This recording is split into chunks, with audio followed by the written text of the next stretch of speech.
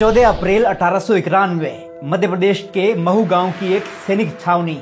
यहाँ रामजी सकपाल और भीमाबाई के घर एक बच्चे ने जन्म लिया।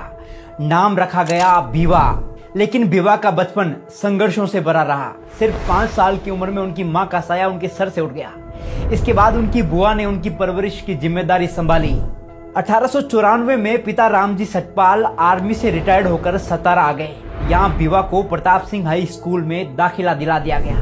पर स्कूल क्या था, एक मैदान था सामाजिक भेदभाव का। बच्चों से अलग बिठाया जाता, पानी तक नहीं पीने दिया जाता। पर उस बच्चे ने हार नहीं मानी। जातिगत शोषण को सहते हुए 4वीं कक्षा पास कर डाली। 1897 में पिता बॉम्बे चले गए और कुछ साल बाद भीवा को भी बुला लिया गया। अब दाखिला हुआ एल्फिंस्टीन हाई स्कूल में, एक ऐसा स्कूल जहां दाखिला लेने वाले वो पहले अछूत थे। शिक्षकों की उपेक्षा, सामाजिक तिरस्कार। फिर भी 1907 में भीवा ने मैट्रिक्स पास कर डाली।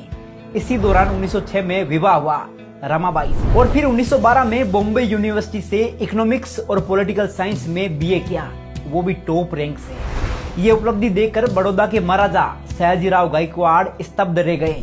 वो इतने प्रभावित हुए कि 1913 में बाबा साहिब को एक शर्त पर न्यूयॉर्क के कोलंबिया यूनिवर्सिटी में एमए और पीएचडी करने भेज दिया गया।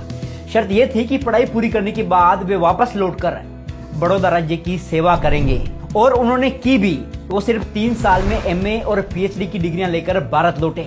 अब वो सिर्फ भीमराव नहीं थे, डॉक्टर भीमराव अंबेडकर बन चुके थे। महाराजा से किए वादे के अनुसार नौकरी की, पर भेदभाव पीछा नहीं छोड़ रहा था। किराए का घर छोड़ने को मजबूर किया गया, ऑफिस में जाति अपमान सहना पड़ा और अंततः उन्होंने नौकरी छोड़ दी। लेकिन अब उनकी नजर शिक्षा और न्याय की क्रांति पर थी। लंदन गए, जहां उन्होंने लंदन स्कूल ऑफ इकोनॉमिक्स से पीएचडी, डीएससी और बैरिस्टरेट लॉ की डिग्रियां प्राप्त की। फिर भारत लौटकर उतर पड़े जातिवाद के रंग में रंगे भारत को बेरंग करने। बाबा साहिब ने महिलाओं, दलितों, आदिवासियों और पिछड़े वर्गों के अधिकारों के लिए संघर्ष की मशाल जलाई। वो आवाज बन गए आशा और अधिकार की। धीरे धीरे उन्हें हर कोई जानने लगा था। अब वो बाबा साहिब डॉक्टर भीमराव अंबेडकर बन चुके थे, एक नाम जो सामाजिक न्याय का प्रतीक बन चुका था। और फिर वो ऐतिहासिक पल आया जब आजाद भारत को एक मार्गदर्शक की जरूरत थी, एक संविधान की जरूरत थी जो हर धर्म, जाति, वर्ग को बराबरी दे सके। तब सबकी नजरें एक ही व्यक्ति पर टिकी। बाबा साहिब को भारत का संविधान निर्माता नियुक्त किया गया।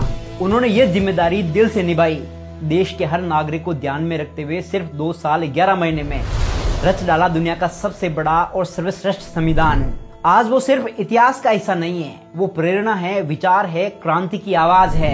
ऐसी महान शख्सियत, champion of social justice, Bharat Ratna Baba Sahib doctor Ambedkar को शत शत नमन। जय भीम।